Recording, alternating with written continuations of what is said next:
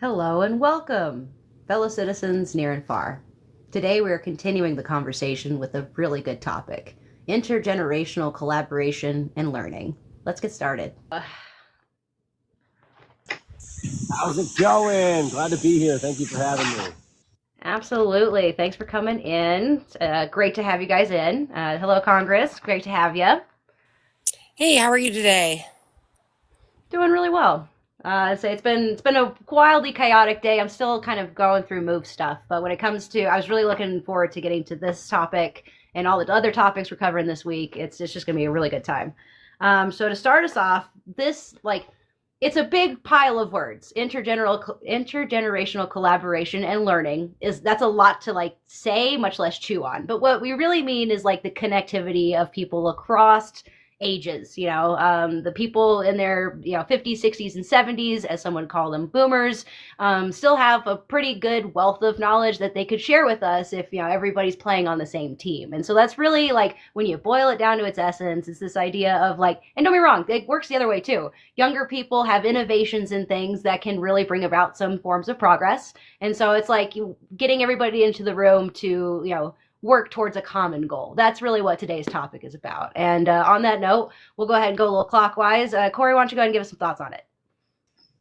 It is such a great jumble of words because it is really everything we're trying to do is talk about how the current generation struggles have come from pretty much the lack of intergenerational learning, because the biggest divide that I see is between the people that believe that the economy works for hard workers and those of us that understand that it's just not that way anymore. And it's about that, it's cut right along that intergenerational divide. So the more that we can kind of understand each other and realize that we're all trying to build the same thing, which is security for the most amount of people, that it takes coming together and talking about the current problems, and sort of as it's always been throughout generations, is, oh, those are just the kids being kids and complaining about it.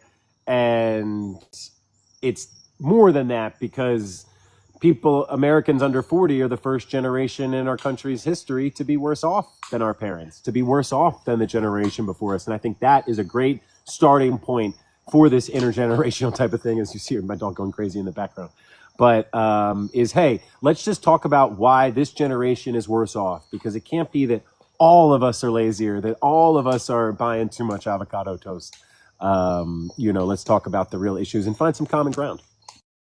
You're absolutely right. You are, and it's one of those things where there's valid viewpoints any which way you look. There are those older ideals that are a little bit more traditional that kind of held up for like decades, and stuff like, I don't know. There's a bunch of different, like Kiwanis Club and Rotary Club, that their founding members, or the members that are in their party right now, have a median age of around 60, and that's kind of being generous, because like Gen Xers and millennials just didn't see that as like cool and like a thing to do. But because of that, we're seeing the effects of that is like slow decay of like like the societal system that was there. And so like learning from the people who were part of those clubs or organizations such as that could give us an avenue to revitalize them, bring them about in a 21st century way, maybe add a little online element, or gamify it, or what have you, whatever needs to be addressed in order to get people our age like really into the idea of this paradigm shift through like community action, commitment, and like participation, really. Congress, why don't we go ahead and hear from you, please? Yeah, got a little windy here, so I might have to move indoors, but just super excited for this conversation. I'm very fortunate to have grown up in a very intergenerational family.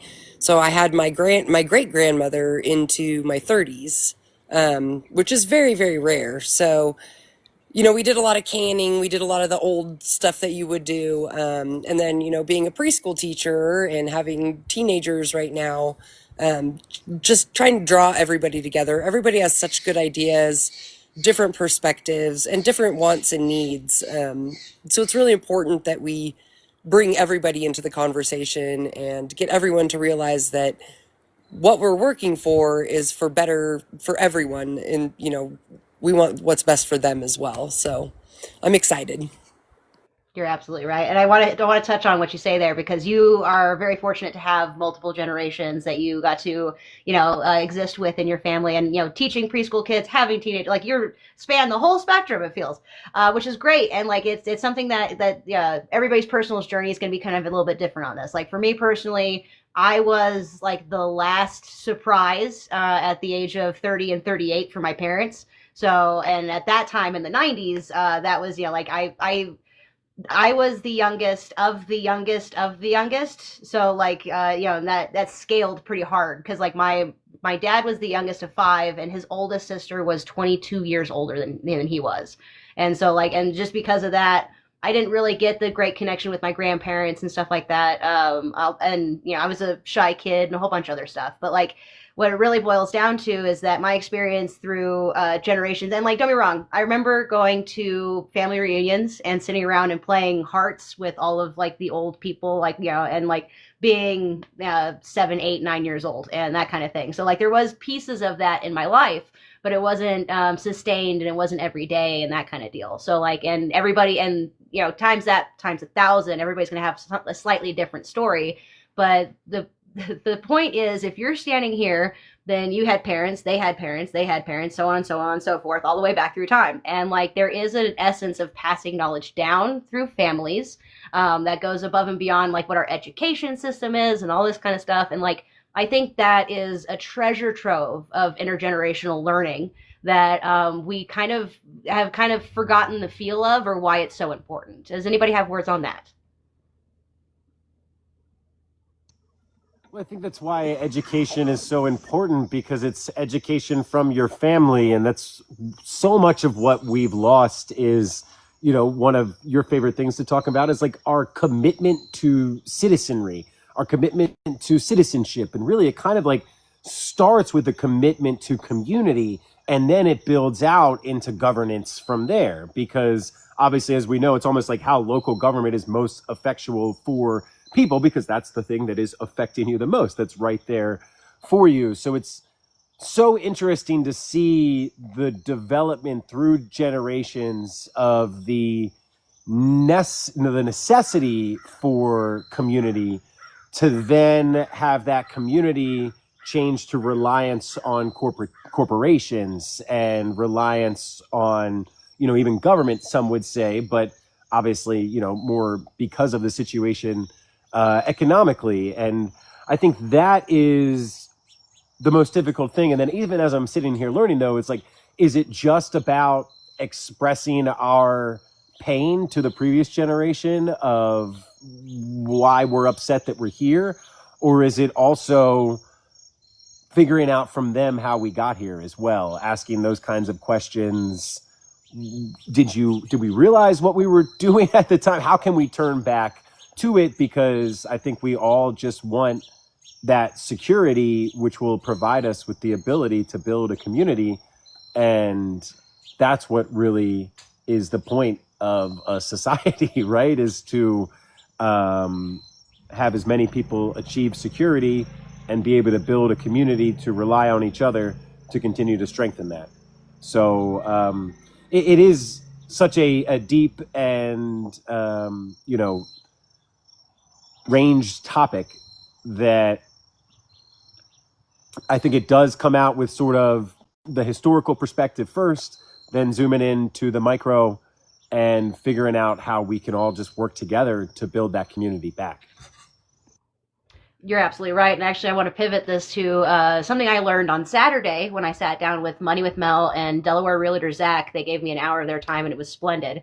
Money with Mel is really working towards people knowing about seller financing. And what that is basically what we did before the banks got really involved, where, if somebody owned a home and somebody approached them to buy the home, they would work together to kind of figure out all the terms and conditions and all that kind of stuff, and like leave the big guy out of it. And so like, she's a very big proponent in that. And she's like, and like, as we were talking and having the conversation, Mama Bear in the comments was like, oh, that's how I bought my first property. And it's like, aha, so this right here is kind of an example of the disconnect. Like, we as a generation didn't know that was really a thing. Because, and like, I'm not trying to blame anybody here, because like, there's a wealth of information that we have collectively forgotten more than we know right now. It's just that's just kind of human nature. But so what I think what really happens is we forget what's important to carry on, and like every family's going to have like their own traditions and what they find as important, but there's like necessary information like seller financing and things like that we could all benefit from, especially when we're trying to fight the big corporate system, because like that's the lane that everybody sees as the road to ownership or what have you when it comes to the housing market anyway. And it's just like, but there's other avenues. There is other ways around that system, that just takes knowing about them, which is one of the great things. Like one of the great campaigns that we're doing here is not only talking about these issues that matter, but pointing to the several people who have come up with solutions, such as, like tomorrow we're covering food sovereignty, and my buddy Farm Fresh, Lawrence will be here. So it'd be really great to, it's talking to the experts, getting those ideas and spreading the awareness of it is kind of a way to start that collaboration. Because in seller financing specifically, you're working person to person, and like that can strengthen communities. It can do a whole bunch more for us. And like that, it's one of hundreds of topics that did we lose this knowledge? Did we just forget to pass it along? Was it malicious? Sometimes it could be. I don't think it really was, though. I think that we can often attribute ignorance instead of malice in most cases. I butchered the quote, but you understand where I'm coming from. But yeah, what do we think? Well, I think there's a big gap in conversations. We stopped having conversations with each other, even within our own families, even between spouses. We're not having the conversations, and that's really what we most gain. I talked to a gentleman in my neighborhood the other day. It was funny because we were both out there keeping an eye on the bear that we've been following around. And he's actually 91 years old. So he's lost all his friends. He's alone. He's lost his partner. But he's got all of this knowledge to share, and it's just sitting there inside his brain. And we don't often, we'll wave at our neighbors or whatever, but we don't stop and talk to each other. We're all so busy and we're rushed and hurrying everywhere we're going. We really need to stop and engage, even if it's only for a few minutes, because we had great conversations. He told me dirty jokes. We talked about the bears. He talked about being a lineman for the utility companies way back in the day when they were first building the utility lines up into Lake Tahoe, trying to build this stuff over the mountains. They have a wealth of information, and they want to share it. And sometimes it's not about trying to convince people of our side. It's just having a conversation, talking about something random, the weather, the bears that are in your neighborhood, and progressing from there. It's really fun.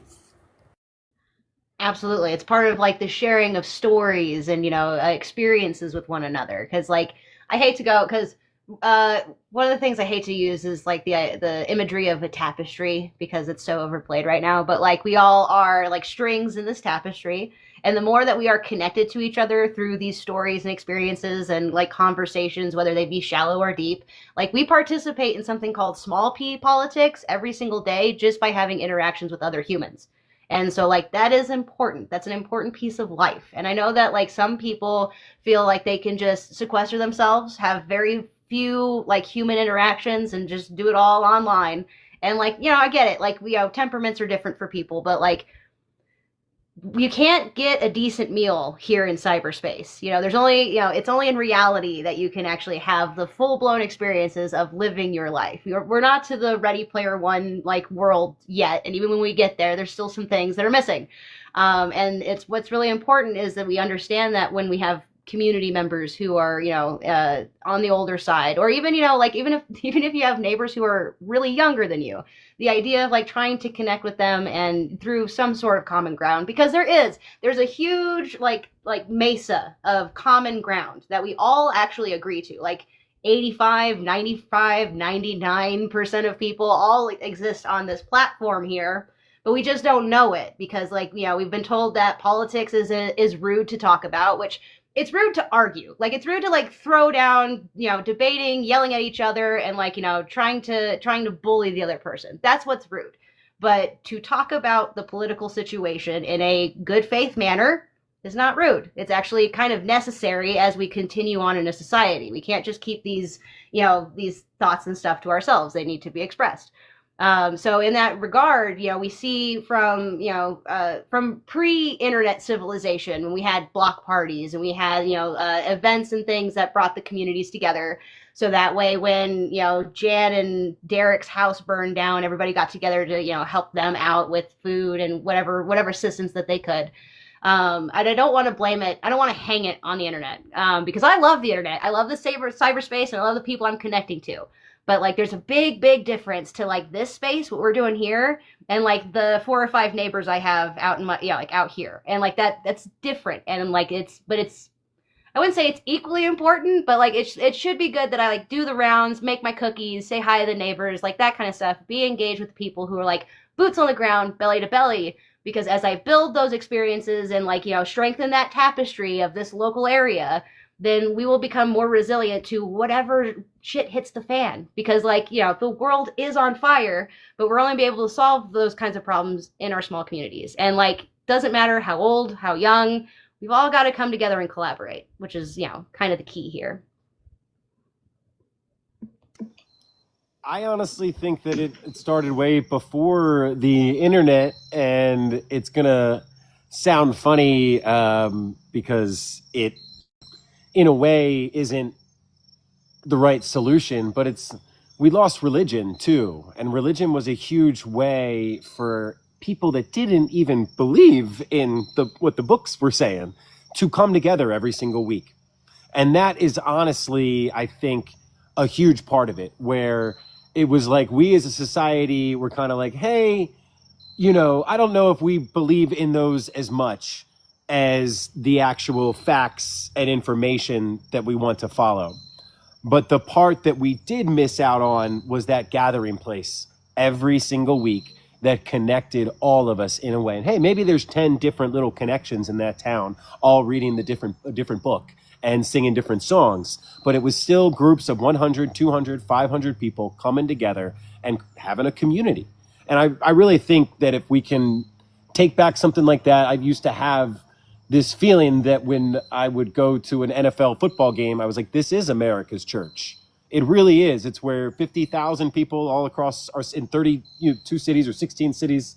And they all are wishing for the same goal. Everybody's connected in this way. You all are. It's so funny. I love the pageantry of it to see, these big burly people, participating in choreographed dance moves that they don't even find ironic or silly because it's just part of the culture and the fabric. And we need that same type of thing. We need to have local town halls. I was joking last time, we need to have corn cob boils and just put a sign up and say, come and have some corn with me, on a Sunday afternoon and figuring out something. So that's honestly would be, from all of this, one of my biggest hopes to achieve would just be some kind of third space that we could all have, where even if it's during the nice part of the year, we go to the local park and we have our weekly powwow. And if you can't make it, that's fine. We'll be here next week. Bring some guitars. We'll do some potluck. We'll talk about some issues. Heck, if we want to get a mic and do a little soapboxing, we can do that as well too. But I think that would honestly be one of the things that helps us out the most throughout all of this.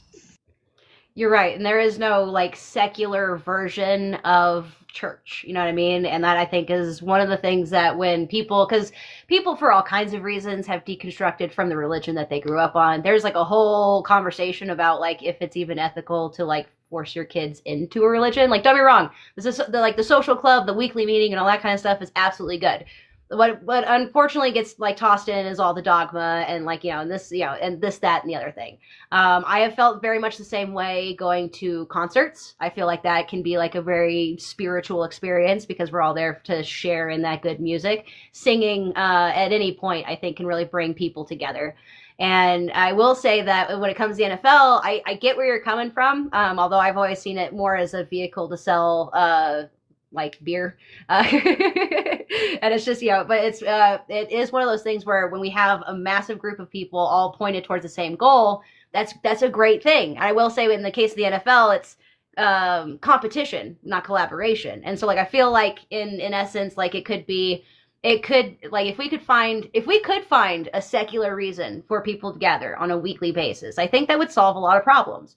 In lieu of that, there are churches out there who do not espouse like heavy dogma, and it's like you really have to do your homework. You have to go out and meet the people, and it might take trial and error. The first couple places you go may not suit you, but like that's the journey. That's the goal. Is like go until you find your group, and then you'll be around people who will maybe get creative and solve problems. Maybe help out in like the community, and like there's tons of possibilities, but you have to venture out and go do. It's not going to come to you. You can't passively like walk your way into this. One of my favorite things I've seen online recently is this idea of people asking, won't somebody do something about what's going on? And it's like, if you're asking that question, you're telling on yourself.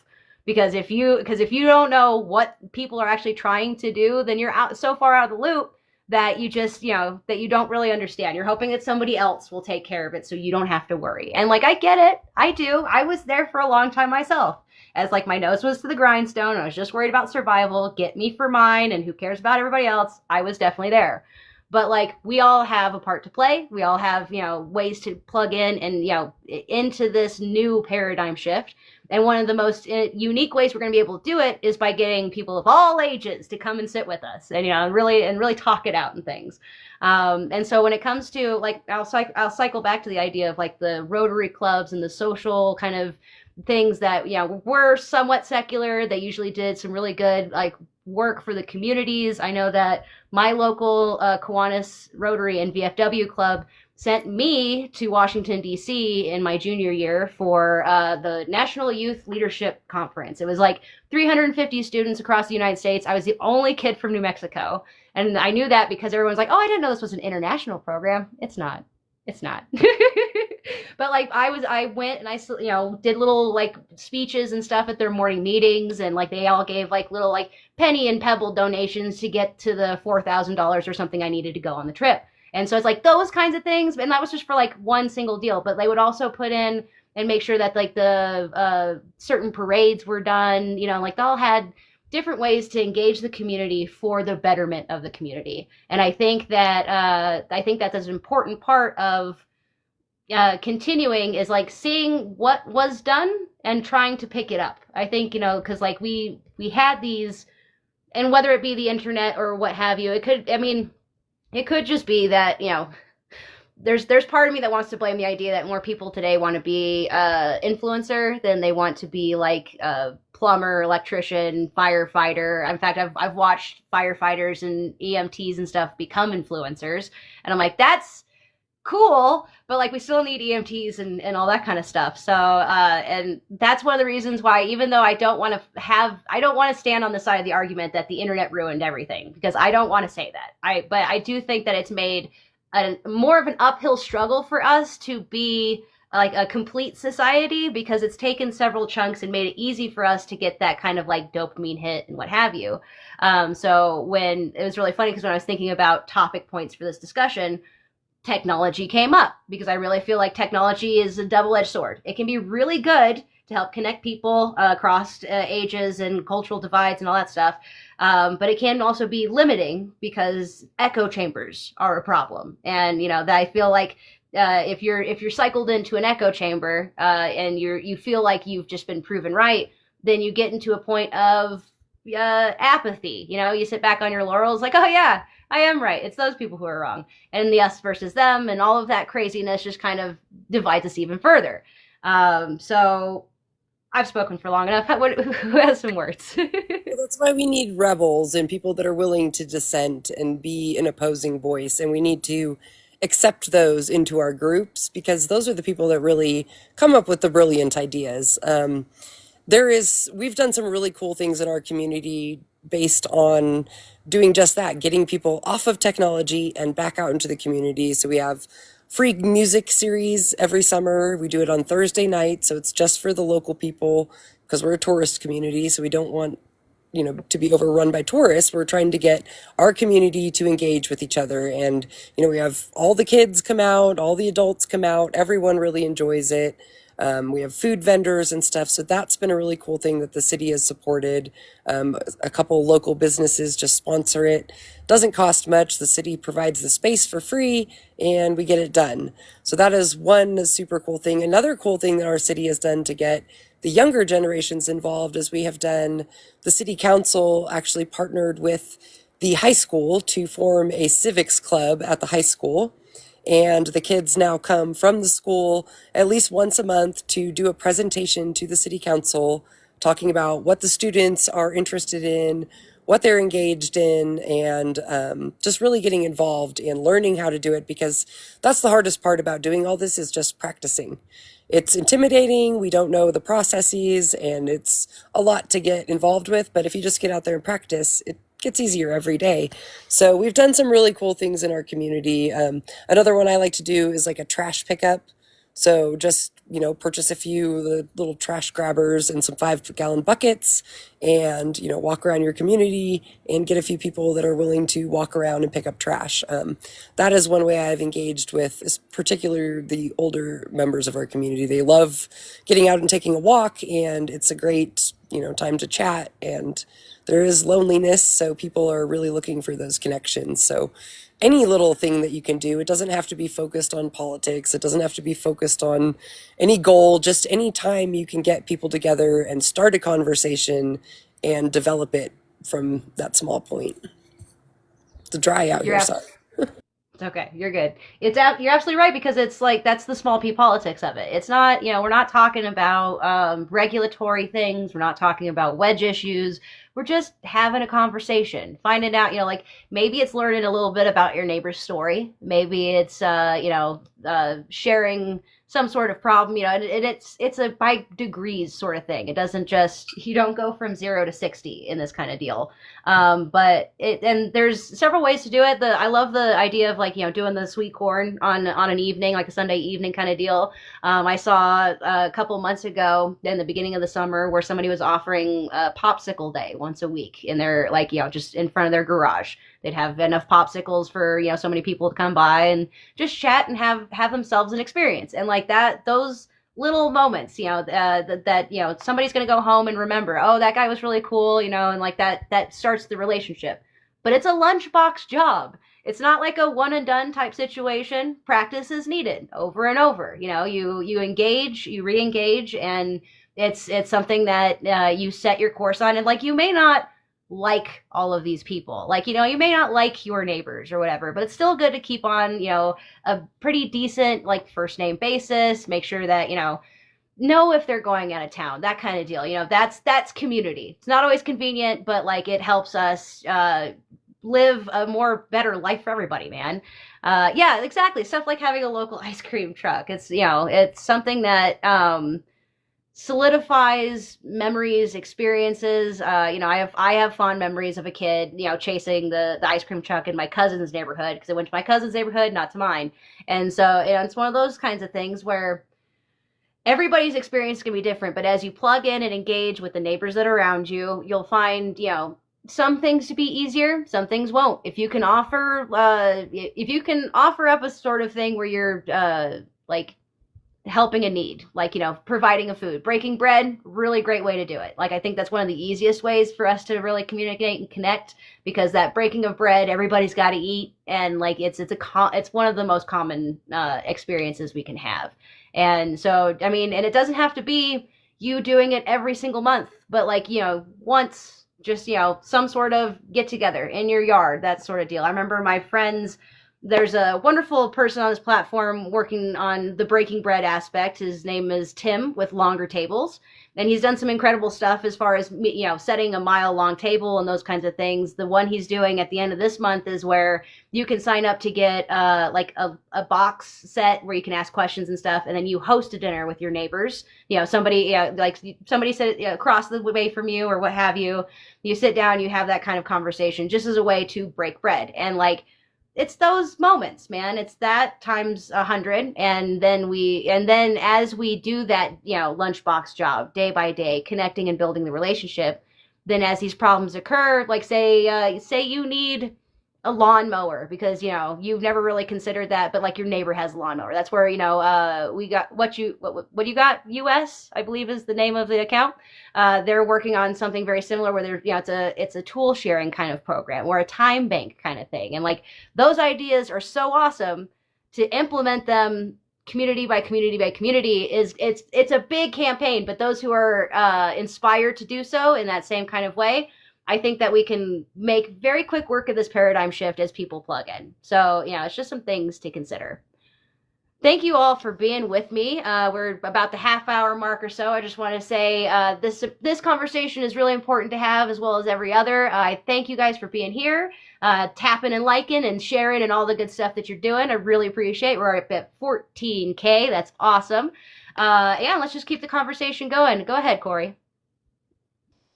Well, I think that's exactly what we're trying to do, is link the momentum that the pressure campaigns receive with the people power that the community builders need. And it's almost like that want is there for everyone, but it's sort of like you have to check a couple boxes. It has to be easy to get started with. You have to know that it's going to be effective, and you got to see other people doing it there first, because it's scary to be that first one. And I think that's exactly what we're trying to build, where we just crossed the 5,000 person mark in the last 4 weeks that said they wanted to do more. And I think our next goal is connecting these people in the communities. Hey, we are in 1,700 cities or 1,400 cities or something like that. Well, if we've got 5,000 people in 1,400 cities, well, there's 4 people per city that are already there together, that are near each other. So let's start getting together, where it should be one of 3 or 4 things. Can you go get some cheap food that we all put together and offer, to your neighborhood, put a sign up, something like that. If you don't want to talk to people, exactly what Eric was saying, offering cutting grasses, trimming things, just kind of like not talking about it, being about it. And I always look at, essentially every time that change in a society has been successful, it hasn't been from people just talking about the problem. It's about showing what the solutions are. And it's kind of like anything, where if you're talking about fixing a car, well, you can have as much knowledge and talking about it as much as you want. But if you're showing people what you're doing while you're making it, your credibility is going to skyrocket, because it's like, oh, shoot, they know what they're talking about and they're doing it, even if it's just changing an oil, something like that. And I think that's what's so important. That's what we're really trying to do, is give people that menu option of items to say, all right, well, I don't really, want to engage with people too much. I don't want to do this. Well, I do enjoy this and this. Okay, well, I can garden, I can skill share, I can support in the background, linking up these other people that want to create these community events, whatever it may be. And so that multi-pronged approach is so important, to not only talk about what's wrong, but to show what's right, because that's how you build that credibility. And then kind of one of your favorite mantras as well. And it's not going to be something that happens right away. My analogy is, if you needed to convince somebody to stop something they were doing to save your life, I don't know if you'd run right up. You'd almost try to develop, I don't know, a relationship with this person, right? And then after a little while, you'd be like, all right, I know this sounds crazy, but would you think about trying to do this? And that's sort of what we have to realize first, is that our whole country is in a time of need, but some people don't see it because we've been lied to for so long. And because we need them to see it in order for all of us to band together, it's almost in that exact situation that I was talking about earlier. We have to establish these relationships, because then that's the only way we're going to be able to have these communications. And I think rather than just talking about what's wrong, if you say, hey, here's a baked potato, here's some corn, let's sit down. What do you do for a living? What are you doing, this or that? Oh, are you able to, eventually, are you able to afford housing? Are you feeling like you're barely scraping by, or are you making it by? Are you doing well? And just realizing how to start that conversation, but whether it's the people that want to have the engagement or the people helping bring it together in the background, that's where it all is, all of us coming together as one and saying, we're ready to do this. Are you? So. Word, yeah, very, very well said. And like, there are many different levels of engagement. I know I say this constantly, but the idea of the Montgomery boycotts wouldn't be as well known or prevalent if somebody didn't take pictures, like, because it could have been whitewashed through history. And like, those things matter. And I think that a lot of people, when they conceptualize the paradigm shift, the organizing, the movements of doing, they usually just fall into like one of two camps, when like there's really like a plethora of different ways you can engage. You can be a visionary, you can be a facilitator, yes, you can be the organizer that literally calls people and gets the thing set up. I've done a little bit of that. I mean, that's kind of what this is here. But it's one of those, like, there's different modes and tempos to engage in. I mean, sometimes it's, if you can, if you have the knowledge of a certain something going on, say one of these what are they calling them now, music festivals, and you want to show up with some sort of like food, or water or what have you, like, that's meeting a community need. And so, like, those, and that's one of hundreds of ways. And I know that I only espouse a few of them, but like, there's people all over this app that get, that put out creative ideas about ways to engage in their system. Time banking is something that a lot of people are like starting to learn more about, which really excites me, because that concept by itself, and in the sense, is like, instead of you trading your money or your labor, your skill set for direct money, you can trade it for a different need or good. For instance, if you're an accountant who needs stairs built, you can go to a carpenter and get those stairs built. And then, not as a direct one-to-one, but if that carpenter needs his taxes done at the end of the year, you see, like, it pays off in other ways. And I feel like that's an old idea. I feel like that's been around for a really, really long time. And in ways that, like, outside of this capitalistic society, like this empire that has been built, you saw that in villages. Like, people just took care of each other. As long as the needs were met, the needs were met. It didn't really matter who did it, or, they didn't schedule it. There was no 8 a.m. kind of stuff back in the day. But we still were able to, create a society, carry that society forward, and make sure all of our needs were met. So, like, we can do it, but like, the concept of time banking as a word, as like, an intellectual concept, is relatively new. And so, like, to see it spread through, like, the consciousness as people kind of start to get it again, it's just relearning old information. Whereas if we had maybe a better understanding on what kind of information should be passed down as society develops and changes and stuff over time, then we wouldn't have had so much forgotten knowledge. But like, here we are, regardless of like what happened beforehand, and the best we could do about it is try to work towards something better, something new. And there's a lot of information that came before that could just use a little tweaking, a little revitalization, and then bam, we could have something really great that could work for a really long time, and just need a sense of stewardship, like accountability and those kinds of things to like maintain on the rails. This is not, like, again, I want to stress this isn't something that we set up and we don't have to think about. Like, this isn't like a watchmaker kind of thing. Like, this is day by day, little by little, inch by inch. Yeah, I love that, because one of the things I do, because I've been on general strike for almost 20 years now, is that I offer free daycare to my community. So anybody that cannot, because it's not just an affordability problem, it's also an availability problem. There's not often space in affordable daycares for people. So I just let anybody bring their kids over here, and they will do landscaping for me. They will offer me a massage. They will bring snacks for the kids, just whatever they can offer in return for me watching their kids for free. And clearly, especially when it's with your kids, you want to make sure that these are people you trust. You don't want to just leave your children with anybody. But we definitely can go back to doing more of those things. And I think one of my favorite ones for unique engagement is that I always talk about using Sharpies to write your slogans on your clothes and stuff when you're going out to protest. And we've been trying to get high school students involved in, joining us at these festivals and stuff. And I was excited because I've been doing it for the last like few months or so. And at our last one, we had a 16-year-old that had taken his shirt, and he had his Harris Walls shirt that he was wearing, and he had written the dates and the times of all the different group things that he'd attended over the last few months and some slogans on it. And he actually got up and spoke in front of the crowd. It was an independent rally. So it was a pretty good crowd. And he got up there and spoke and said that he's planning on running when he turns old enough and everything. So, and then he came up to me after the fact and said, I saw you at one of the first things and I saw your Sharpie clothes and it inspired me. And he's like, I've been planning these speeches and getting involved, and it was really, really exciting. So we just really got to think outside the box and find like all these unique ways that we can get people involved, because everybody has different passions. And like we talk about art all the time, you know, you got to use every different emotion to get people involved where they're at. So that was a fun story for me. I was excited about that one.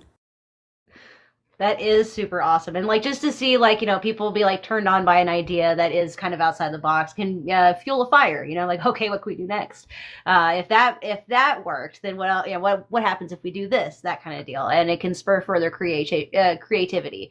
And I also want to say that when you reach out to, you know, when you reach out across generational lines, whether it be higher, low, you know, younger, older, what have you, doing so, as I often say, in good faith, from a point of like trying to understand where they're coming from. Because I know that a lot of times when people enter a conversation, and I'm not pointing at any single person. I do this myself too. But there's sometimes when you enter a conversation when you're just waiting to say your next thing. You're not really actively listening. You're not really engaged in a conversation. You're just there to share your bit and that sort of deal. And it's like those kinds of things.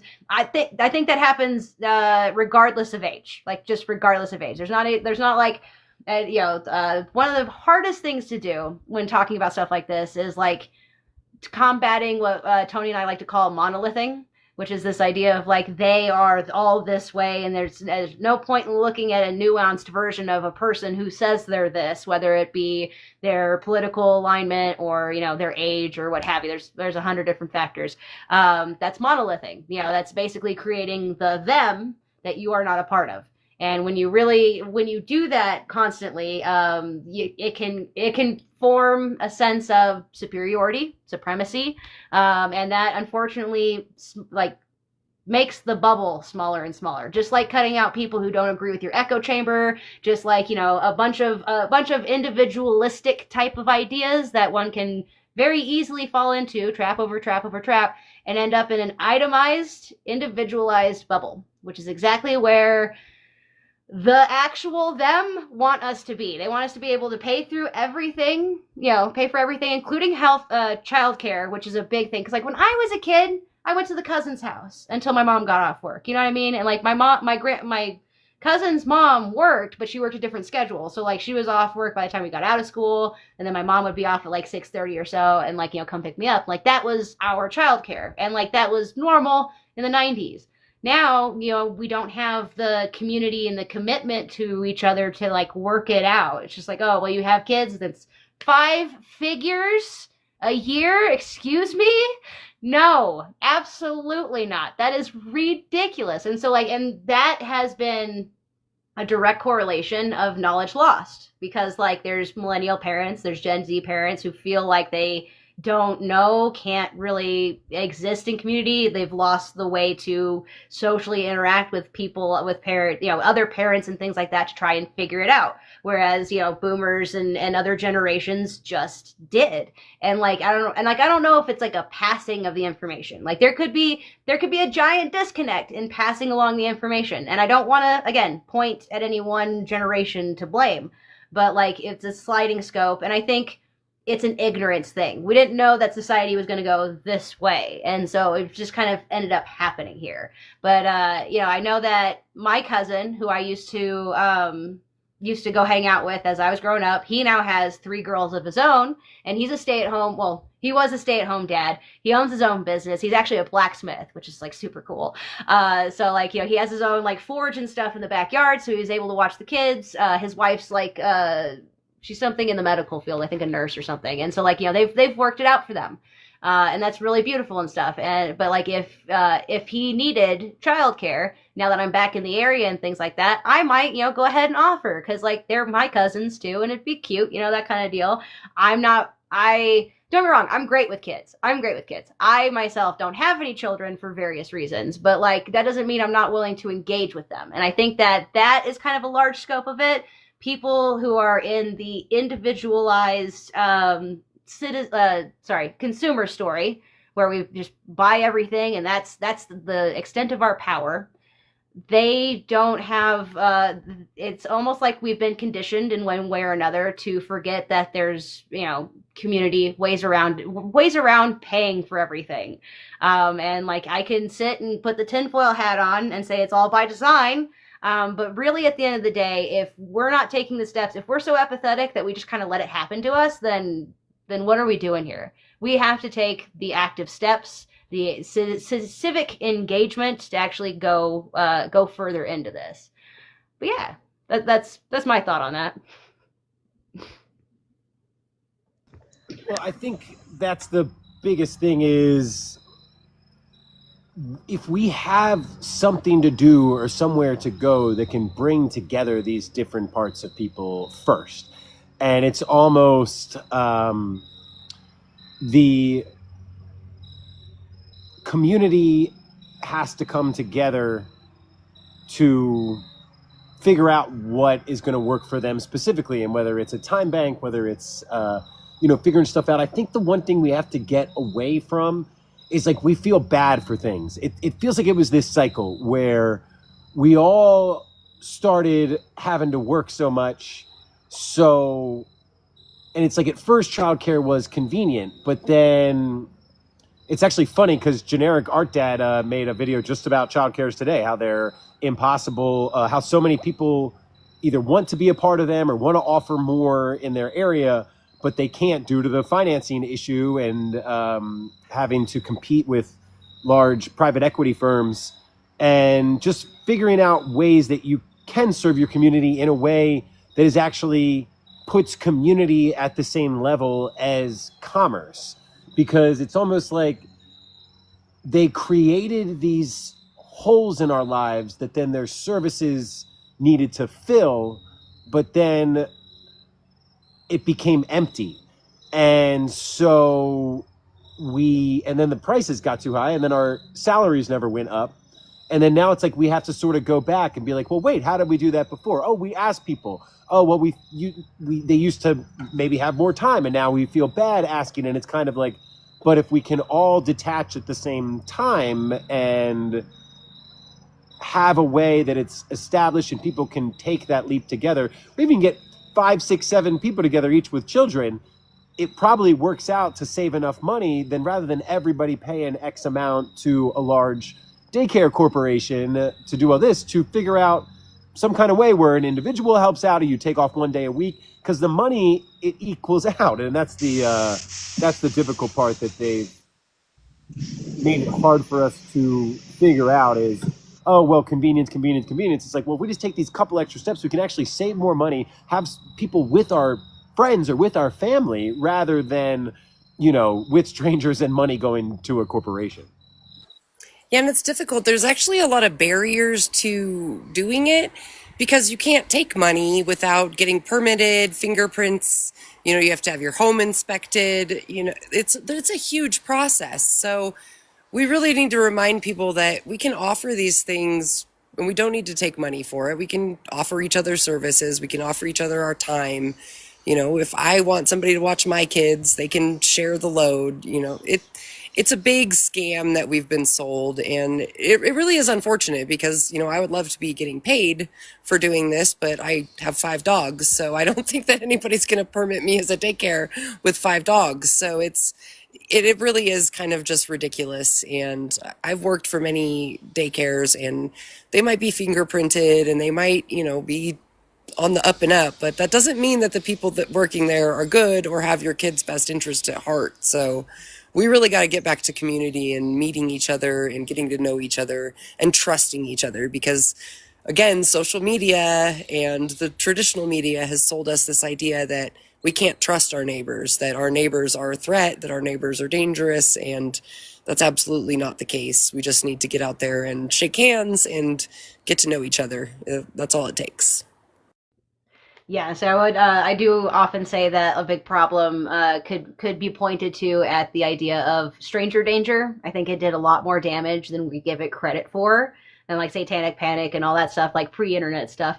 But right now, I want to go ahead and welcome Tony into the chat. Thanks for joining us, buddy. I really appreciate you being around. Hope you're having a good day. I want to get your thoughts on intergenerational collaboration. Intergenerational collaboration is something that's going to happen whether or not we participate in it or not. It's the whole reason we're here, as a matter of fact. It's something I've been stewing on since you talked about it, I don't know, on the phone last week. At some point, we had a little back and forth about it, and I really got to thinking that the transfer of knowledge is one of the single most important things that humans do. And where does the knowledge come from? Who preserves it? And who do you give it to? You know? And it's like, we're going to be the old dogs in the room one day. And it's going to be up to us to be the example, right? If we're not too fond of silent and boomer generation leadership, well, then it's up to us to set a different standard. And the other thing I'll say is that with the collaboration between the 2-3 generations, and I would even dare say Gen Z as they're getting into their 30s, these generations are going to have to learn very quickly why I've been sharing the hashtag cancel the culture war for many, many years now. Many years.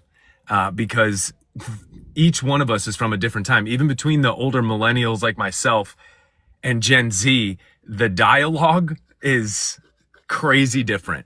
The culture is crazy different. And now I see how Gen X was viewing me and my crew as like, who the fuck are these kids? And what are you even talking about? Like, it makes sense to me now that I'm the one with gray hairs in my beard. And so dropping these cultural differences between us, it's going to be paramount because they're the ones currently running the government. They're the ones currently running the Kiwanis, the Rotary, the Lions Club, all of your programs, all the directors of all the nonprofits, like by and large, by the numbers, we're seeing boomers and older Gen Xers in those positions. And so, like, they're from a fire and brimstone era. And if we think, and those of us who grew up with them as our older siblings, cousins, and parents, we can vouch for them and saying that they're not going to change their mind. We were there the whole time. We've been here the whole time. They're not changing their minds. So if we want intergenerational collaboration, unfortunately, that falls on us. And so we have to have meaningful dialogue with them. Why? Well, because they're the ones who hold the keys to the organizations now. They're the ones who hold the SOPs. They're the ones who run the numbers. They're the ones who have done the recruiting fundraising campaigns for decades. They're the ones with the roadmap. If we don't like where it's going, that's fine. And I think many of them would be like, we don't fucking care at this point. Like, I just want to watch The Price is Right and sit here with my dog and go into my golden years. So we have to be willing to meet them where they are. Like, that's on us. Otherwise, we're going to see the absolute degradation of those types of organizations. And I think that's a really sad thing because they're already embedded into society. Kiwanis, for example, is an international organization, and not a lot of people know that. Your local municipality has a Kiwanis chapter, I promise you, or there's one nearby. And they're always participating in the greater community good, whether that's scholarship initiatives, summer camps, community festivals, fairs. Like, they're always there, and they're international. And that started with a small group of people one time, once upon a time. And if we don't like love's big brother, oh yeah, Silent Gen had an absolute trust in government, man. What else can you say? And again, I'll reiterate my previous point, which is they're not changing their minds. I'm going to give you this. I will say that you just missed me talking about monolithing, Tony, and I feel like you're doing a bit of it. Well, let me just gesture vaguely around the world right now. And you don't really need to see the metrics. I'm sure you can find them.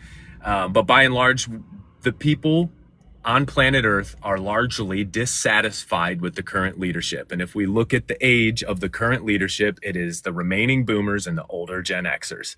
Peter Thiel is an older Gen Xer. Larry Ellison and his son, who is probably closer to my age.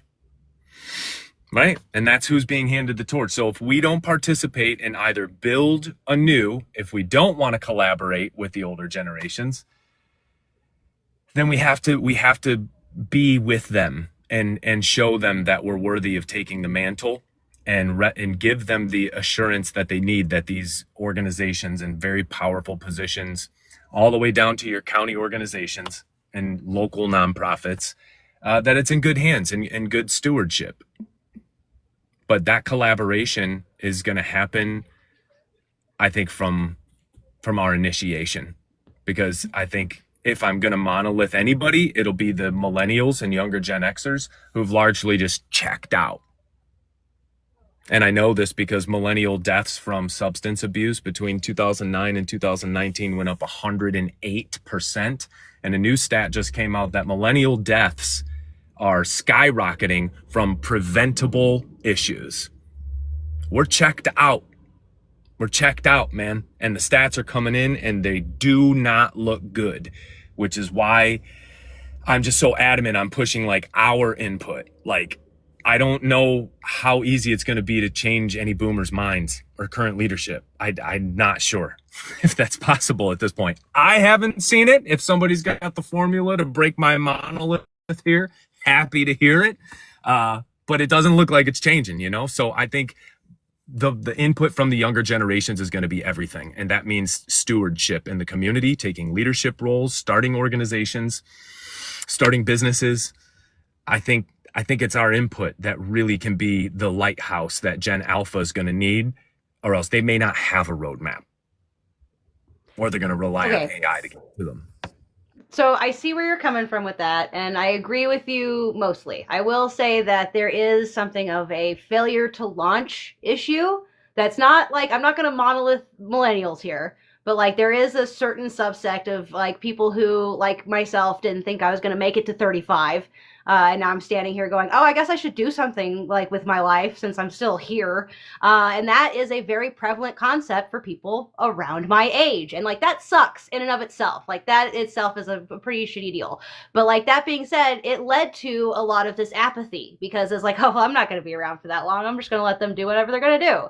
And that kind of deal. And so like there is a failure to launch when it comes to millennials and perhaps even younger generations, although I think that as we go on, there's even more issues and things like that to consider. But when it comes to connecting in our communities and connecting to people, yes, I understand that a lot of us want to look upwards and blame just not being told. Or, you know, the idea of the generations in power being stubborn, which I will grant you that. Hella stubborn. Individual people, not the entire generation as a collective. Because my mom's a boomer and she is definitely willing to learn and help. So like, you know, when you focus down to the micro, you're talking about individual people. I saw you mention actual names such as Peter Thiel and stuff like that. So like, yeah, and I see you understand, you know, we get the concept. But the idea of trying to reach those people who are in your community, like your neighbors, no matter how old they are, trying to, you know, find the common ground, meet with them where they're at, use their language, that sort of deal is going to benefit everybody in that collaboration sense, because we've got to move.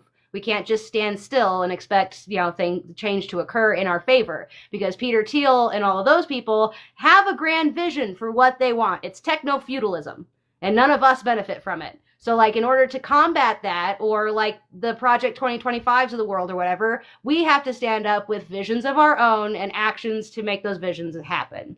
But thanks for coming in with such fire, my friend. As always, I really appreciate you.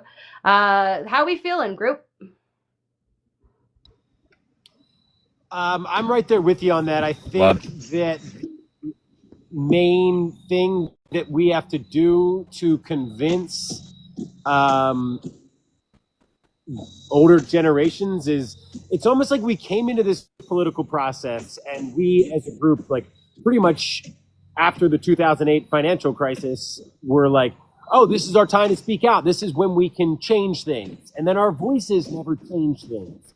And it's been like for a decade or two that we've been like, hey, I thought our voices were supposed to change things. I thought when enough of us got together and said this was wrong, that the people who are supposed to be watching out for us, the politicians, actually got up off their butts and did something. But that's really, I think, the issue that we're facing in the last 20 years is not only the disconnect between us and the older generations of when you gave it your all for a company, you got some of it back. When you talked to the politicians, you got actual action back.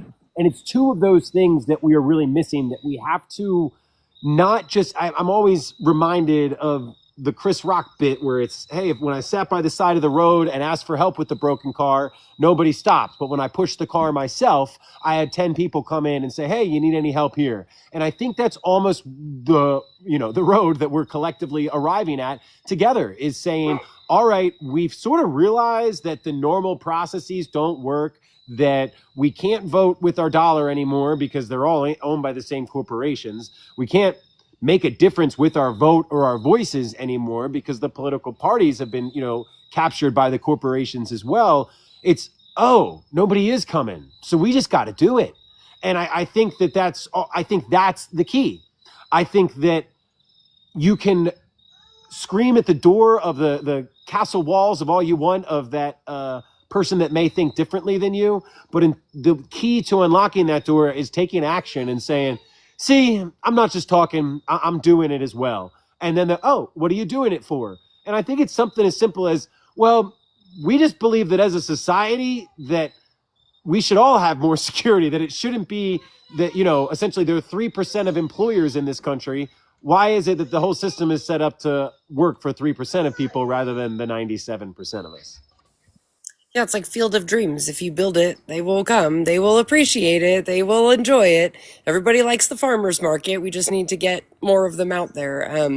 That's really like what it comes down to, is just getting out there and taking action. Because my grandpa was quiet. He didn't like to talk, but he would praise you when you did something well. And that's really what they're looking for, is just reassurance that we're not just talking, we know what we're actually doing. So get out there and do it. It's not that hard.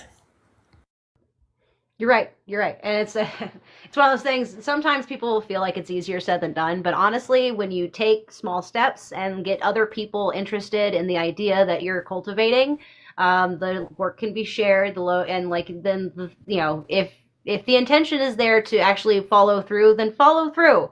Do the thing, and don't be wrong. You're not going to be successful right out the gate. It is definitely a slow and steady sort of deal. It's one of those, you might end up at a space where something is blown up in your face. Please don't get discouraged. Just try something new. There's not one path that's going to take us all there. That's just not possible. There's many different paths. And, for some groups in different parts of this country, this particular pathway to it's going to work out for them. But it's not what works in Maine is not going to work in New Mexico, or, and then all over, because this country is so big, we're basically a bunch of nation states. So it's that when considering the scope, going super micro to literally the people that you interact with on the daily basis cannot be overstated, because that is your community. The people that, the people at your grocery store, the people who you are in your neighborhood, that's who it is. And that's regardless of political leanings, age, what have you, those are the bodies that we have to engage in with our community problems. For instance, I just recently found out where I moved, there's basically a new startup that's connecting farmers with schools and senior living centers. And so they're doing community gardens, and all this stuff is pretty new. It looks like they're teaching the middle school agricultural tips this year and stuff, and it's a beautiful, beautiful yard that could one day have a massive garden. And it's that step is new, and so part of that is somebody's taken the action, someone's done the thing. They've printed banners, they've done all of the box checking and all of the paperwork, and they've done that. Now, what I feel is needed to bolster ideas like that are people knowing about it, sharing the receipt of it happening, and those kinds of things. And so we have doers that are out in the world all over the place that are doing their thing. Part of the collaboration needs to be connecting them with storytellers and people who can get the word out so more people know that they're doing the thing.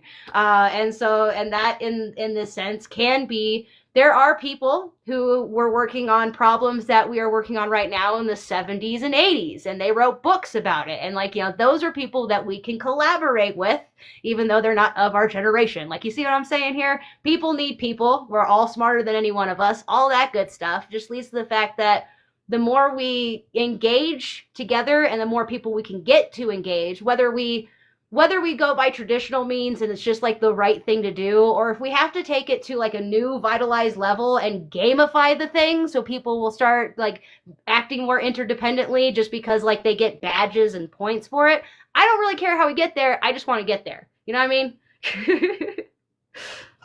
100%. And if I could jump in real quick, that is what we are building. It's been so cool to see happen with Blackout the System. And these people were coming in. We've created the community first. We have thousands of people signing up every single week. And the ultimate goal is to get state captains, is to get city captains where people can put these groups together, because it's just one person doing it in the area is all that it takes. Yeah, I've been out here the last 3 weekends on myself. It'd be nice to have somebody else show up, and then you got 2 or 3 people coming, you got 4 or 5, and then that's how it starts. People in the community go, oh, what are y'all doing? I've seen you around here. Or I don't know, you've seen stickers all around too. And it's just ways to say that we are part of the same team. It's like wearing your school's colors or something like that. Or, we were past the school that my father-in-law went to, and they instantly struck up a conversation because of the gear that they were wearing. And that's really what this is about. It's for the Blackout Fridays of, oh, hey, that person's wearing black on Fridays. You kind of say, hey, I wonder if they're thinking the same thing. It's where, it's the little joke about Fight Club, right? Where you see all the people and it's, hey, we don't talk about it. And kind of those things where you develop this shared sense of identity. And that's what's been so difficult the last couple of years, is we've seen that shared sense of identity and the terribleness that it can wrought when it's pointed the wrong way. And I think that's what we are all feeling right now. Not feeling, that's what we all know is about to happen right now, is that they took the shared identity and they pointed anywhere but where it was supposed to. And now we're finally coming together. We're saying that we are building a shared identity again. And the shared identity is that we all want security. We want to be able to build a community with each other. And the way things are set up, we can't do that right now. And I'll land the plane right here. I think the same way that we need to connect with the older generation in a certain way, not just screaming about our problems and telling them what's wrong. I think the same way that we connect with Gen Z is by showing them what's right. Hey, you should be able to work like 10 to 2 every day. That should be your schedule. And then you have time to, hey, if you really want to go out and hustle and work, 40, 50 hours a week, then go right ahead. And then you're going to be able to have way more security. But if you're just working these 20, 30 hours a week, which really is what it should be, because the rest of the time we're just making money for other people. We've covered our amount of salary. We've covered things like that. It's just the bosses want more profit. I think it's by showing them what we're building towards, while the same way speaking to people that in the past, it's like we're almost trying to go back to what you all had, right? Where collectively households, if only one person was working 40 hours a week, each person was working 20 hours, and there was a lot more time, to build that community, to have what the security that people need. I'd love to hop in there. I think it's that they had the community they needed. Like, they needed that community. Who's watching the kids after school? And, what are we doing on Tuesday night? And what's everybody doing after church on Sunday? It's like they understood the need for it. And we've become so disconnected in this era. I see it as one of the direct causes. Our disconnection in real life for the sake of digital connection. And people always want to say, oh, it's social media. And this is me speaking hyperbolically, I suppose. But I don't think it's that. I think it's just our isolation and this growing nihilism and apathy towards human beings in general. What used to be a cute, nihilistic quote on a shirt you'd buy from Spencer Gifts at the mall is an entire fucking personality now. And everybody's got a little bit of that personality in them. I hate people is like the general consensus. And it might seem hip and cool. It's like Pete Holmes says, it's like the cigarette of beliefs. It's like, oh, screw humanity, man. And it's like, it's cool when it's just like one character from time to time in a movie or a show. But when it starts to be every damn person you see on the internet and it just becomes like so normalized, I don't think that's good for us, man. I don't think that that's a society at all. That's just a bunch of human beings living in proximity. And we see the ramifications of that. The loneliness epidemic isn't just for men, it's for human beings right now. It's crazy to me that we even have to have this conversation. Sorry, getting phone calls. I'm at the dance studio. It's my daughter's dance class tonight. So I do have to land this plane and go in there and watch a little bit of it before it's over. But I think it's crazy that we're even having the conversation of what do we need to do to build community when you really zoom out of the tens of thousands of years we've been kicking it around this rock. And this is where it's led us to the point where we even have to ask, how do I connect? How do I build? How do I meet? How do I relate? Like, these are fundamental questions. And I do believe that it's time to ring the alarm bell. This isn't like people might enter into this conversation in particular about slow sweeping change, the slow revolution, the community-based hyper-local revolution. And they might see it as like hippie woo-woo wishy-washy, but it's like maybe 40, 50 years ago. I don't know how they were framing it back then. I wasn't there. But what I can tell you is that the alarm bell should be going off for everybody right now, that these are even the questions we have to ask. That's why this conversation is important. This isn't like, wouldn't it be so nice if we could like save the world, guys? Like, no, we're asking, how do I build community? Which should be one of the basic biological functions of this hairy little organism that we call a human being. That should be innate. That should be inherent. It's the reason we exist. It's the reason we've persisted throughout ice ages, wars, and famines and plagues, is cooperation. And yet our society has degraded so much to the point where we're even asking, how do I connect with others? How do I build community? That's the red alarm. That's like red alert, man. About as high alert as a human being should get. That's how important I believe this conversation is. And I know it's going to happen no matter what. I hope that as we move forward, we understand that the most important recipe is hope. This nihilistic, I hate humans, like I'd be better off by myself, and then like, fuck you, man. Take that shit far away from me, because that's the antithesis of what we're building here. The antithesis is, I see you as a human being. But I really see you, though, when you're with me. Do you see me? Good. Now what? Now what do we do? That's the single most powerful thing anybody could do. Because this isn't about legislation. This isn't about policy. This isn't about signs and picket lines. This is about building civilization. We do that. But we've never done it alone. Ever. Not once in the history of ever. Some pharaohs might have claimed that it was their doing, but they're full of shit anyway. So we do that, and we can't do that alone. So my message to connecting with the older generation is the same thing I would say in connecting with anyone, including yourself, which is, how do you relate? Relate to people, because it isn't always just about me and my triggers and my preferences. Fuck me. I need to, as a human being who's trying to build community, the most important question I can ask myself is, how do I relate to this other human being? Because that's how you win.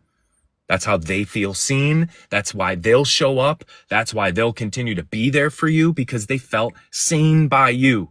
You can literally change someone's life by noticing them. And you don't notice them by talking about the shit you want to talk about, or relating to the things you want to relate to, or basing all your connections on your triggers and your traumas and your preferences. Like, no. You connect and change somebody's life by seeing them. That's where I'll land the plane. And I'm going to go watch my daughter do some kickovers and cartwheels. I love you guys. Enjoy it, my friend. Thanks for stopping by for a part of the chat. We really appreciate your perspective as always. Have a great night. And thank y'all for joining. What? I'm off, baby sloth. That's a good one.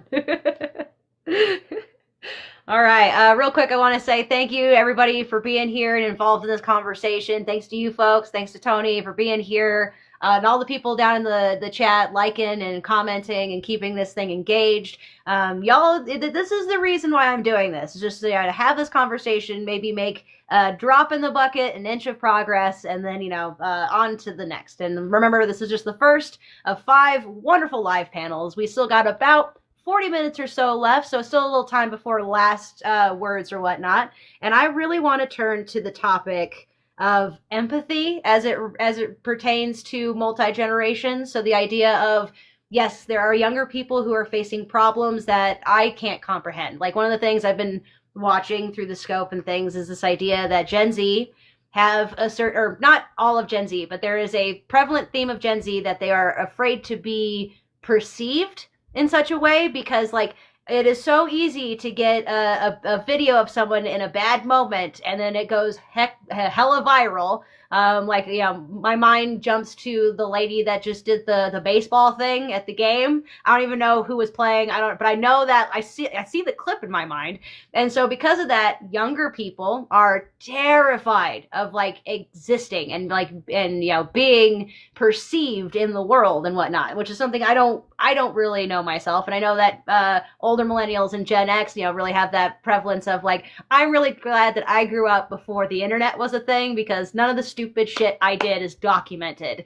And so and that's kind of the swinging pendulum of the way the internet is right now. And so first and foremost, recognizing that that's the scope, and then being able to have the empathy to sit with people of varying ages as, they either have grievances and gripes about this space, or, they feel that it is their all important lifeblood. And, that's kind of a point of coming to people where they are and, trying to understand where they're coming from. And I think it's going to depend. Every situation is going to be different. There's no checklist of things that I can give to you that will work every single time. But I will say, if you show up in good faith and try to understand where they're coming from, you're going to have a much better go of it than if you're just trying to come at it from your perspective, like Tony was saying. Like, we gotta go outside of ourselves. Any other words, guys? Well, I think the way that we come at the conversations is almost the most important part, because we have to expect that we are not going to agree on 9 things, or that they're going to say something that maybe they feel really passionate about that we feel the exact opposite of. And we could choose to focus on that, but that's not going to achieve our overarching objective. And I think that's what we have to that's what we're trying to build, is like, hey, let's live our lives with an overarching objective. And let's view our society as coming together for an overarching perspective. And I think that's what's been so difficult and so lost through this intergenerational learning, is we all just did our best, right? And it's like you run on the hamster wheel, and when you get off the hamster wheel, you're tired. And it's almost like that's how it was supposed to be. So, and then you add in the creature comforts where, well, when you're off that hamster wheel, you got a really nice couch to sit on and stuff to placate the kids too, that also placates you. Then you're only seeing and hearing what the same people who have put you in this situation want you to see and hear as well. So you're not going to be thinking about, well, what is the reason for our society? What are we all here for?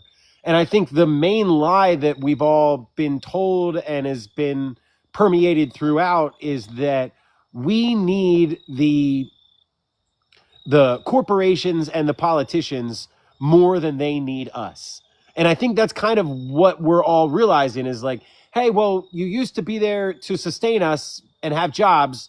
Well, now those jobs don't sustain us. And then the politicians, you used to be there that when we were unhappy about these conditions, that you would do something for us, but now you don't do anything for us. And we have to come together and realize that, okay, when we enter into this conversation, our goal is to kind of push aside the 8 or 10 things. I mean, I come from a sales background. When you're trying to make a sale with something, when people says some off the wall shit, you just smile and move on, and you kind of refocus back to what your goal was, which is to get that point across. And even a lot of times in more complex situations where you're trying to sell something or get something across, you're not trying to do it in the first conversation. You're getting in there and you're making friends first. Generally, you're bringing food, which is a smart thing to do, and you're just sitting down and you're talking about the day, trying to figure out where that need is. And then when you hear what that person's need is, which all of us have lots of needs because we're all in the same boat right now, then you pounce on that. Hey, I bet you some more money. I bet you some more security. I bet you some more community would help with that need. Well, that's really all we're trying to do, is build that community person by person, not a big wrecking ball coming in and changing it at once, but each of us walking up brick by brick and saying, I don't like the way this functions. I'm going to pull this out and I'm going to do it my own way. And that's the only way that we can actually build something that's going to last and succeed. But then, of course, the issue comes, we got to do it over and over and over again. And that's why it's so great to have these conversations. Word, yeah, no, it's one of those things. It is a repetitive cycle over and over, and there's I think it's a hills and valleys, ebbs and flows situation. Like, we're not going to be perfect every time. It's not gonna go the way we expect it to. But the important part is to get engaged and to try. Because you never know. As long if we're just sitting back and watching the world burn, and like, sure that somebody is going to take care of it for us, that way lies madness. And instead of it's like that feels like Descartes' like wager, or I can't remember the philosopher, but there's a wager like about heaven. Like, if you believe in heaven and there is no heaven, then you've really lost nothing. But if you don't believe in heaven and there is a heaven, you stand to lose it all. Like that kind of wager kind of deal. That's true of society. Like, that's true of our day-to-day lives and like the way that we communicate and like come together as a community. There's a chance that what we are doing may not work, and that we'll have to try and try and try again. And there's a chance that even if it does work, we will still need to be the stewards and stand reasonably by and be able to do the little bit of efforts. Because like, what's happening is we have backslid so far that we feel like we're having to reinvent the wheel to get us back to like a state of semblance, like the pinnacle of society. Some people feel like the 90s were like the zenith, you know what I mean? And Ruger Bergman, in his book Utopia for Realists, talks about the moment you think you've reached utopia or like the best semblance of society, you're bound to backslide, because like basically you're not working towards anything anymore. And so like, I think what happened is that there was a big collection of people who felt like we had made it. And then, of course, life happened. You know, there's the housing market crash and all of the things between like 1999 and today that has kind of been this like really bad slide. And so now we see this idea of like, well, I have to pick up, I have to, craft something. We don't have to reinvent the wheel. We have to talk to people who may be older than us and figure out what they used to do and get creative about putting it in today's world, revitalizing it for the 21st century. And that is, in essence, what we are doing. And I see a bunch of people doing great movements, the Collectively Sustainable, What We Got US, and many more are like working in these avenues to bring us back to back up here, because we've slipped down that slope an awful long way. But we will only be able to truly get back up there as we work together. And, we can't cut people from the divide because of this, that, or the other thing, because they will have a useful way to plug into this system. Everybody will. And I think that's just important to keep in mind. No, I love it. My husband found me a new book. So it's The Art of Insubordination, How to Dissent and Defy Effectively.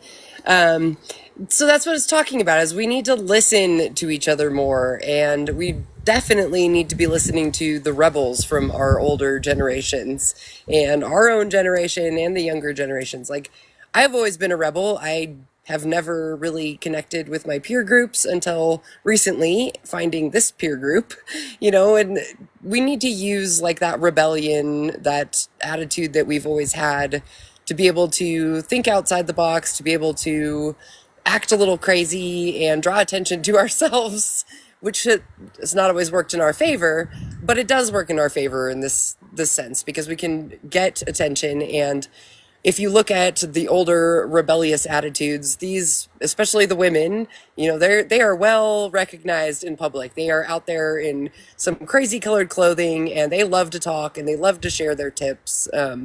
They have been through it, and there are a lot of old rebels that are out there that are super excited to see us out here doing what they were doing back then. So that's where the way I look at it is we really need to listen to the rebels in our society if we want to connect with everyone, because those are the people that are the hardest to connect with often.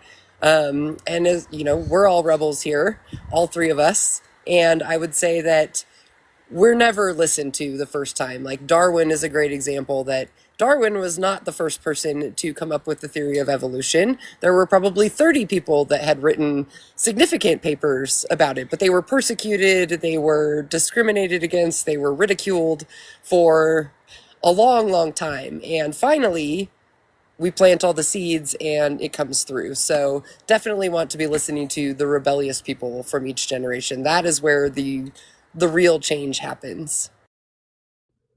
Absolutely. Yeah. The people who have bucked against the status quo, because the status quo has always had this shimmer of, because the American dream and all the kind of stuff we could put to it. It's had this idea of it's for everyone, asterisk. It's not actually for everyone. And it's like, but and like that, as people throughout the generations have learned that like the deal of goods that's being sold en masse isn't quite the best deal for everybody, they have rebelled. And there's counterculture movements, there's, civil rights engagements, and there's many different avenues that we have seen that propagate through the last, I'll say, 100 years. And we've made progress, inches of progress in that way. And I think that but it's again one of those things where it needs constant movement, constant attention, stewardship, those kinds of ideas. People need to stand sentinel forever, and like not the same people. We need to find a way to like trade off from generation to generation, but we need to figure out what pieces of information are vital to understand that everybody needs to engage, and that this civic participation, this citizen story that is, in some avenues and in some places all over the world, it's being given birth right now, this new paradigm shift. And so and we're hoping for that watershed moment when it becomes like the viable option for the most amount of people across generations, across cultures, everything. And we're seeing, 300 plus companies, doing a modular parallel system. So like we see doers doing the thing, but it's the cascade of knowledge, the collaborating and being in the know of it. That is kind of the struggle as it is right now, because there's life-saving, society-changing things occurring. And we just, it's somewhere that is not in this living room, or, where, what I mean? Like, you have to go out and find it. You have to be in search for it. And like, a lot of that is recognizing where your echo chambers are, like where your biases and blind spots happen to be. And so there is always, as with every piece of this conversation, a level of introspection before you go out there and collaborate with multiple generations and try to learn from people. You have to understand where you are, what your strengths, your weaknesses, the way you can plug in, and like the way that you might need to open your ears and open your eyes and be a student of another person. And I think that this is something that people, I've seen a lot of people reconcile and figure it out and kind of like become aware of the situation that are echo chambers. But a lot more often I see people being like basically being, what's the word I'm looking for? Satiated by their own like cultural biases and their own confirmation biases. And it's one of those things, there's an introspection part of it, and it's a dialogue, a back and forth that we plug in the way we will and hope to, and I think that this space is really great because it's helping people understand the scope of things and giving, what I love to say, different fonts and flavors to like the issues, because it's all the same issue. We need to maintain society, stewardship, and all that stuff. but having people say it in their own way is combating the doom and gloom, because there's so much out there that tells us the world is ending, it's basically over, lay down and die. But like with every video that we put out and every conversation that we do, that is to the opposite of like, hey, you know, if we stand up and actually take part in our society in an active participatory way, we can shape it to anything we want it to be. And it is absolutely possible. And so like the more we have people saying these kinds of things, the better, I think. I think on that note, we're gonna, well, go ahead and say your words, my dear. No, I just wanted to say that was my favorite list that I found so far in that book, was 10 biases that F up our thinking. So yeah, we definitely need to pay attention to that. I can dig it. And I think on that note, we're going to go ahead and take this into final words. I'm going to go ahead and kick us off, and then we're just going to go clockwise. So, Corey, you're going to go after me. But I think that to wax poetically about this entire idea, intercollaboration and learning. The learning, I mean, the idea is once we're connected to people of all ages, colors and creeds and races and all that kind of stuff, then the passability of information becomes hopefully a little bit more streamlined. If we could figure out what key elements we forgot that we need to pick back up, or, you know, like, because there's the failure to launch and there's all these different ideas of like how we could come up with a laundry list of excuses as to what has gotten us here today. But that enables us, that either enables us to continue to let the path, go down and inevitably end up in Peter Thiel's territory, where we are in a techno-feudalist and we're basically slaves again, or knowing the information, seeing the gaps, and understanding that work needs to be done, we can start drops in the bucket day after day to the point where we can actually change the society for better. Because like what we do matters, and what we decide to collect on and put our minds to and put our energy into will in fact make the movement, make the change that we want to see. There's a bit of faith to it though, because we can't see into the future. We can't see on the other side. We can learn from what came before. We can understand what generations before us did and see what worked, what didn't, what may have been their roadblocks, and try to adapt and revitalize. But at the end of the day, we have no idea what the future holds. We can just try to envision the best that we can and move toward that vision, because that right there is teleology, which this will be my final word, then we'll move on. But teleology is this concept that hope travels backwards through time. It's one of the only things that does. Its etymology is reversed, because the idea is you want to say earn 7 figures in 5 years. That creates the possibility of that happening 5 years from now. The more energy you put into it, the more hope that comes back, and then the steps that towards that path become relevant. Now imagine that, but on a collective society level, and now we're kind of cooking, you know what I mean? Because like if we really want to be a sustainable society, thinking like solar punk and all these really cool ideas to like gear towards harmony with the planet and mitigating climate change, because there is no ending it, and those kinds of things all matter. But we have to put the intention in. We have to hope for it, because then it becomes a possibility that becomes a self-fulfilling prophecy if you let it be, that kind of deal. Those self-fulfilling things work both negatively and positively, so choose wisely. And with that, we're going to go ahead and go to Corey with final words. Absolutely. I think a great way to sum it all up, let me stand up because I got some energy coming out of me here, is exactly what we are building with Blackout the System. What the whole point of this is, it's to put out the signal flare to say, hey, we are doing this now. And we aren't just screaming at the moon. We're also building in our community too.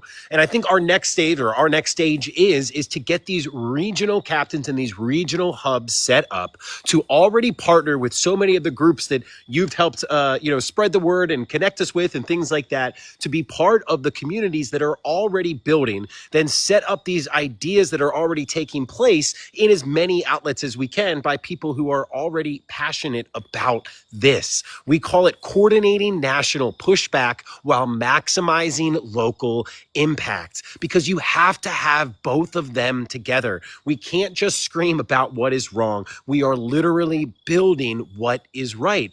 And it's not difficult either, because it's like Where do we have gaps in our world, gaps in our society? Where do we have needs? And we go and we fill those needs. So the first step is talking about it, spreading the word. If you have an issue doing that in real life, that's why we're giving out the free stickers. That's why we have this community. And then even with the economic boycott and the blackout coming up, what we're really doing is we're finding the real ones, basically. The people who are going to get together, the 200 people, the 500 people across America, 10 people per state.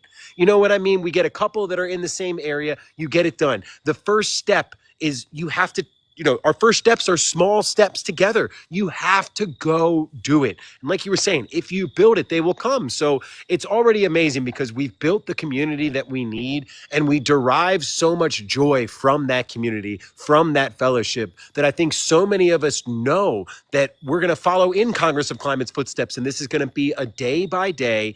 We choose to recognize the truth that society is here to achieve security for the most amount of people. We reorganize our life that supports that idea in the best way possible. Not 100%, but if all of us can change it 40, 50, 60%, be conscious of our decisions, and then recruit others. And the main caveat with that is be strategic in the way that we talk, that we're not going to focus on any of the 100 things we know that we're going to be thrown at us that makes our hair stand on end. We're going to focus on that one thing that we know that we can agree on, because if our goal is to get the other people to see what the issue in America is, we can't be arguing about 10, 15 different things. We need to calmly sit back and listen and say, well, what if it was like this instead? And then usually the answer is, oh, it can't be because of this or that. And then you go, well, that's what we're building. And hopefully they'll have walked up to you while you're already building it. That's the whole plan. So if you want to connect with all this, if you want to be a part of the people speaking out, if you want to be a part of the people building the community, you have to have both sides. So thank you so much for the platform, and letting us be here in this conversation is so important. Absolutely happy to have you. Thank you so much for taking the time and coming up, and doing all of the stuff that you have been doing for the movements and whatnot. It is recognized and appreciated.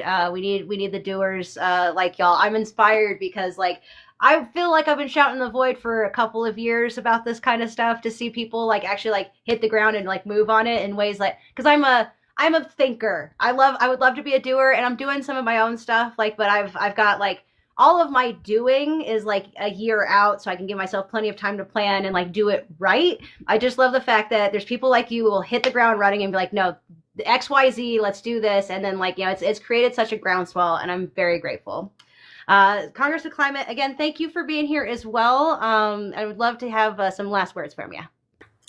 Yeah, of course. And I'm going to say you are definitely a doer as well, because we need connectors, we need the mavens, we need the salesmen, we need people that can carry the message from every single platform. We can't all be doing it, because then there'd be nobody out there speaking, which is equally important, if not more so in a lot of ways. But I want to remind people that probably when we're talking especially about intergenerational collaboration, the best thing that we can do is slow down and take the time to talk to people, because we are always in a rush. We are always in a hurry, especially if you're, in the generations that are most active. If we're looking to engage with the youth, if we're looking to engage with the older generations, we've got to slow it down and take the time to talk to people. And it doesn't have to be a long time, but we really have to take the patience and the effort to really listen and slow down while we're doing it, and not always be in a hurry to get on to the next thing, not always be in a hurry to get our opinion out, our point of view out. We really got to be listening to the other side. So it's definitely inspiring. I've been doing this a long time, and I've never seen people as motivated as they are right now, which is great. And we got to keep that momentum going. So definitely don't just be sitting here on these platforms. Get out there and do it in your community. We all know that, volunteering, donating to charity, those things make you feel good. And this is just a form of donation and volunteering. We are volunteering our time for the future. And that is the way you have to look at it. This isn't a job. This is a life. This is a commitment to just better. and good. That's really what it is. A lot of people have been coming in lately and giving people a hard time. Well, what's the end game? What is your ultimate goal? What kind of government do you want to see? And I don't think we need to have an end game yet. I don't think we need to know ultimately even what our plans are. We just need to know that we have the same goal of empathy and kindness and love and support and community. And that's it. And we can work on ideals later because we have to be cognizant of the fact that most of us have different ideals of what our community will look like in the end. And we have to support everybody having the community that supports them best. So going to be a lot, but I really appreciate the space and you allowing us this platform. This is what keeps me motivated, and we just have got to stay motivated. People are already getting burnt out, so get out there and meet people and talk and stay motivated because it's going to be a long game. Thanks. Absolutely. Thank you. Thank you so much for being here again. I really appreciate it. So, folks, I think that wraps up a beautiful discussion on intergenerational collaboration and learning. Now, I will say that there's just a couple extra things. I want to say that, yeah, we don't know what the future holds, but I know that I want better. What better is means I have to get with people who also want better and figure out what that better is going to look like. It's not something that can be cast in a single vision. I would love if like one charismatic leader came up with the idea for the next 20 years that got everybody sparkly eyed like we did back when, we were going to the moon pre 1969. But we don't seem to have that right now. And so since we don't, it's going to be a bunch of people, smaller creators with their own ideas that'll get with a group of people and do, and then hopefully turn around and show the receipt of doing, so that way everybody can benefit. I also want to thank all of the panelists who came up tonight. Thank you, Jason. We had the lovely Take It Back movement. We had Congress of Climate, and we had our friend Tony join us for a little while. Thank you so much for you guys coming up and sharing your perspective. I really appreciate it. And yeah, I mean, this is just the first of 5 wonderful conversations that we're having this week. Intergenerational collaboration and learning was a great topic to start on. I thank everybody who is willing to sit and have these thoughts and move in this direction, because this is the paradigm shift happening in real time, and it requires you. So thanks for being here. And I think on that note, I'm going to go ahead and skidoo. Until next time, be well, fellow citizens.